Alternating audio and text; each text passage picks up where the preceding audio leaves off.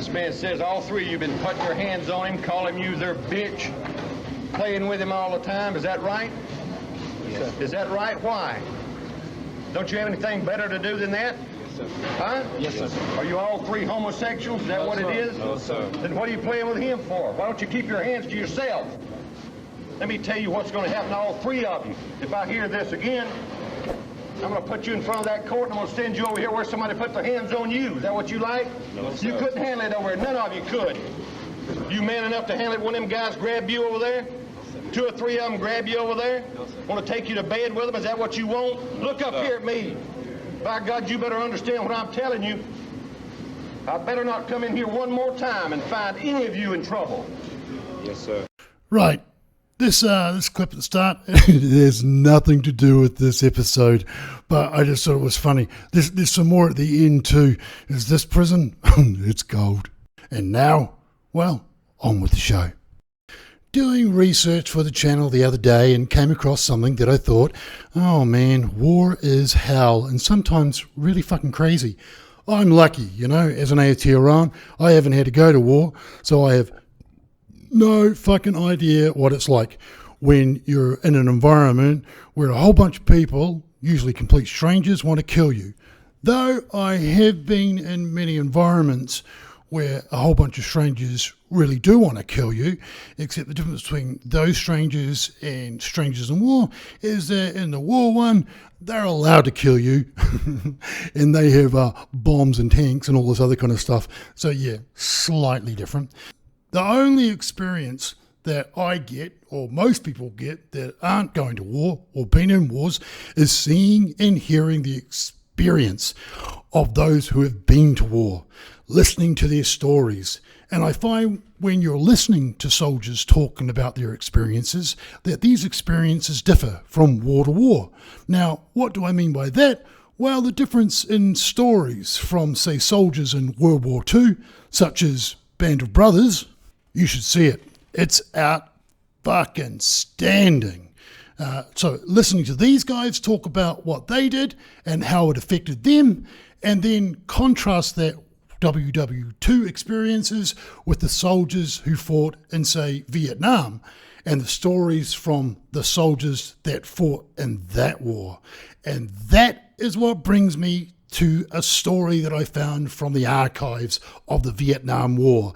And it made me think how different wars and experiences can be. And that is much money that is spent by a military on teaching a person on how to kill before they go to war should also be spent on helping that person not to kill when they come back from war. As I said, war is hell and sometimes really fucking crazy. Today we have some Vietnam vets. They're going to give you their personal experiences. They witnessed Vietnam. They're going to help you to deal with this difficult concept of war. And I came to listen to their stories. How did you feel when you first heard you were going to war? I mean, the obvious answer. Scared. For most of us and for you, you're 16 and 17 years old, and you think death is 60 years away from you. But the minute that somebody tells you something or says something that brings death close to your mind, you get scared, real scared. That's a fear. It's fear. Before you even get there, it's fear. Imagine being on an airplane, getting off and walking into your mother's oven, because that's exactly what it was. When I woke up that plane, my skin broke into a white ash, like into a big sweat, and here I am in this hot climate. They say I have to stay for 13 months. I was scared, man. I was so scared. It's hard to believe I actually wetted on myself. I messed on myself. That first 4 months, I was terrified, you know, and it's a fright that it's unbelievable. When you see people drop, you don't know what death is because most of us never see death. But to watch guys drop below you and you're wondering, what am I going to do? Let me tell you, Tatum said it straight up. I was so scared I couldn't fire the weapon. I had this brother told me, he said, Jesse, you want to get yourself together because every night you're going to be doing the same thing. Don't prepare you for nothing when you get under the real fire. My name is Martin Fleming, and I'd like to know, did you ever kill anyone? And after you did that, how did you feel? I cannot speak for everybody, but a very powerful feeling to take a life. It's a very frightening feeling to take a life. It's not something that you say, I did it and I'm proud of it. In combat, there were many women and children that got trapped between the crossfires. And they're hollering and screaming, babies this small, own babies, women's, 60 and 70 years old. When a firefight break out, you don't have time to tell someone, move out of the way, you go here and you go there because we're gonna fight in this lane. There is no such time to do that. Usually a firefight may last a minute. Longest firefight may last 5 minutes. And you can reap a lot of destruction on anyone in a minute or 5 minutes. The thing was, you fire high, and then you fire low. In case the person was hanging in the rafters, they jump down, you get them when they hit the ground, and you fire about waist high. And I was getting ready to make that first sweep, because we would just go up to the building and just fire in it, And I was getting ready to make this sweep. And then all of a sudden, this Vietnamese got up and said, don't shoot, in Vietnamese. Don't shoot. And we opened up the side of this thing, and it was this whole family just laying, huddled there. And I was getting ready to blow these people away. Sight unseen. Well, I just dropped. I was like wigged out. My whole thing was like, God, what do I, see, the Christian upbringing, every time you got to the point where you felt like you was going to really hurt someone, that would always come to the front of you and say, don't do this. It wasn't like World War II. It was like Nova War, because we fought behind bushes. We fought like animals. We became animals, a lot of us. A lot of us stayed animals, and a lot of us are still animals. Only the fittest survived on the streets where Gene Whitley grew up, 3 blocks from the Baltimore waterfront, the very bottom of the city, all bricks and mortar. Each step of the day, a constant test of your young manhood. When I was a teenager, I did have a small portion of this neighborhood to myself. I used to be somewhat of a gang leader or group leader or whatever you want to call it. This basic project from where I used to live in Bethel Street back here to this corner used to be my area. Up this street on this side, most of my family lived on this side of the street. That was your territory? So that was my territory. You owned it? Yeah. How'd you protect it? I protected it any way I had to. Violence, force, false promises, anything. Anything. Like people had block groups and so forth. We had neighborhood gangs. We had to enforce ourselves upon them to be able to travel from one neighborhood to another. So you had to be the strongest. In this case, in this project, at the time, I happened to be the strongest because I had the larger family group and I didn't take too much of shit. So I learned violence here, took it to school, took it to Vietnam.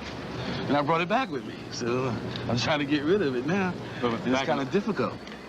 It's the same, almost same mentality was in Vietnam, the survival of the fittest. If you're weak down here, you die, you perish. Murder is not something you can be too human about because murder is killing one person, killing another. And you come into the realization either you're the one to kill or you're the one to be killed. So in the jungle, animal situation and the animal mentality that comes out in you because the natural instinct to survive is there. So you become an animal. And you find individuals in the woods with their penises sewed in their mouth, their ears and their fingers chopped up. They were actually mutilating us. And it got to be a game. It got to be the game the fittest won, losers die. So the communists were mutilating American bodies, so right? We were mutilating them back in retaliation for what they was doing to us. I had a collection of 25, 26 ears and fingers that I wore to the field in downtown because it was a part of your manhood. It was part of that war mentality. Is this man will kill you if you defy him. He will murder you. He will destroy you. You're not only you, but your family and what you believe in because that's the way kind of war it became. We came upon the fallen helicopter, and in that same note, we heard cries. We investigate, me being the team leader and point man. It was my job to find out, first of all, what was going on in the area. I patrolled the area by myself, stumbled upon an individual staked out with all the skin peeled from top forehead, low penis area. He had been staked out at least a day, day and a half now.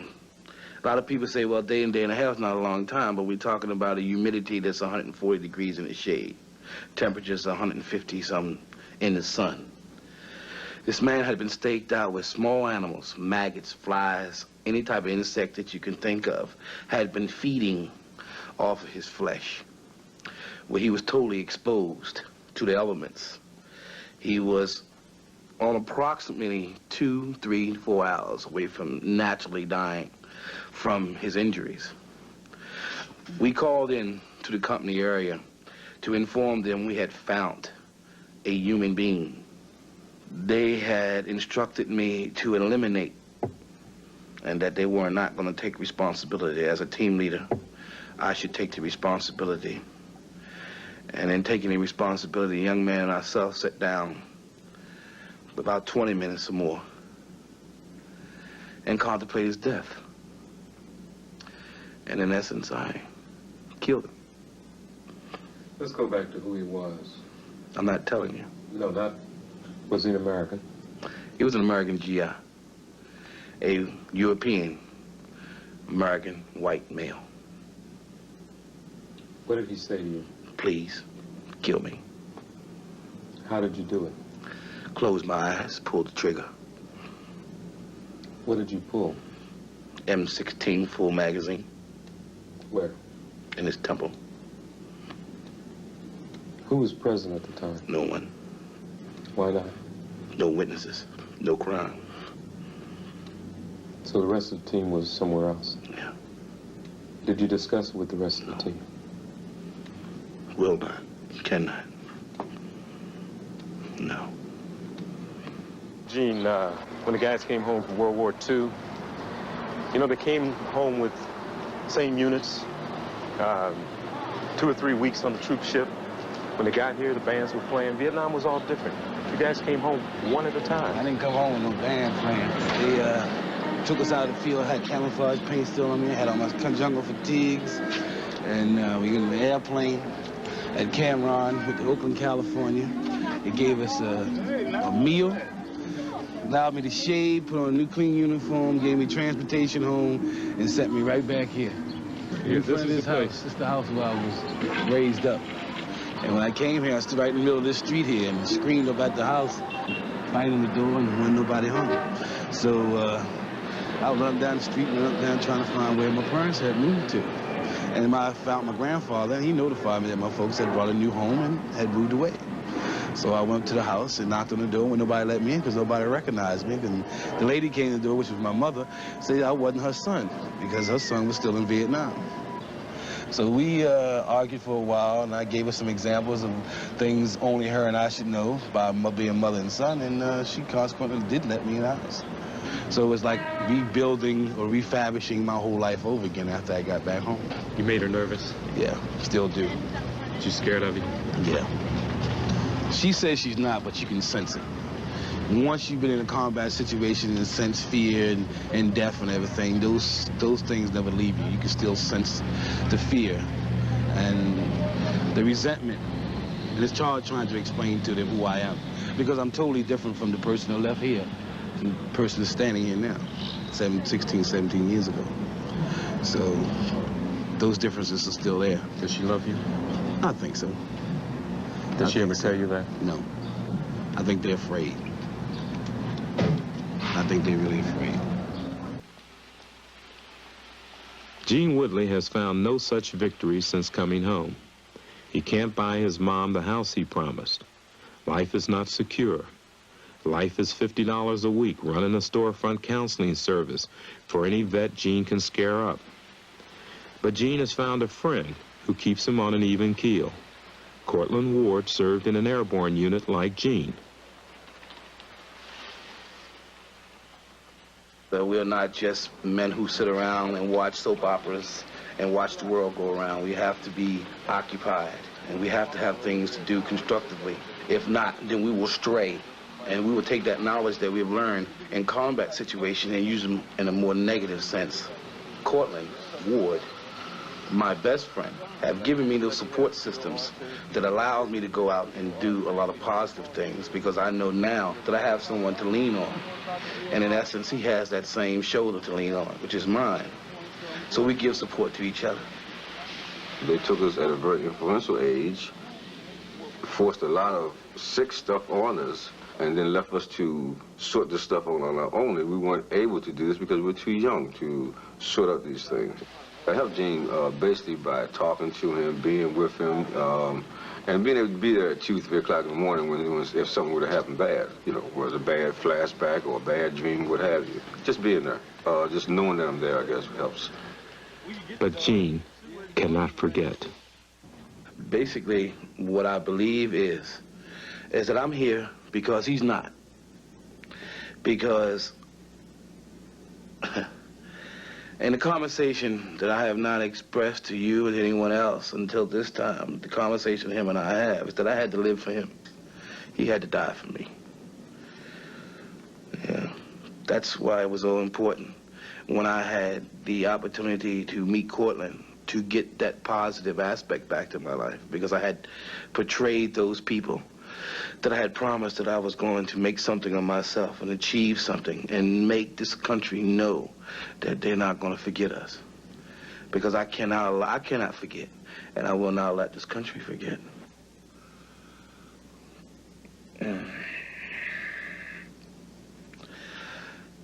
All right, in the beginning of the dream, it's footsteps walking toward me. I'm in a sort of dark, clouded, quiet place. Sounds coming toward me. It's almost basically the same incident in reverse. I imagine myself in the place of this human being, staked out, skin peeled, small animals and insects feeding off my body. And someone sits beside me, no face, just a voice, and says, "Time to die."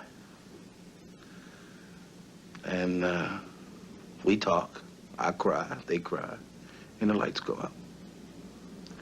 But I wake up. You know, I ask for in the dream is relief from the dream, release from the dream itself. And there is no release. There is no escape from the dream because it's part of me. It's become a natural part of me now. People who are in a hostile environment for a prolonged period of time needs post-war treatment. Society either pay it now or pay it later, because there are always going to be repercussions from any type of conflict. Such truer words are seldom spoken. I really, really hope that Arthur got the help that he needed and obviously deserved. And I really, really hope that he doesn't make any more fucking necklaces. Anyways, to all ears, I hope you liked the episode. If so, give us a like, and I'll see you all in the next episode. Take care. Ka kite. The inmate never gets away with anything. One step out of line means public humiliation, even if it's just trying to be alone for a few minutes. Get up and move where you're supposed to be sitting. Fill these tables up one chair at a time. All right. No, it ain't all right. It's yes, sir. You understand that? Yes, sir.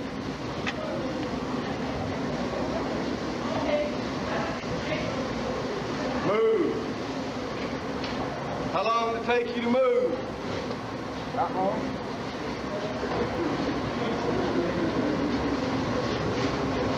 This place is scaring the crap out of me.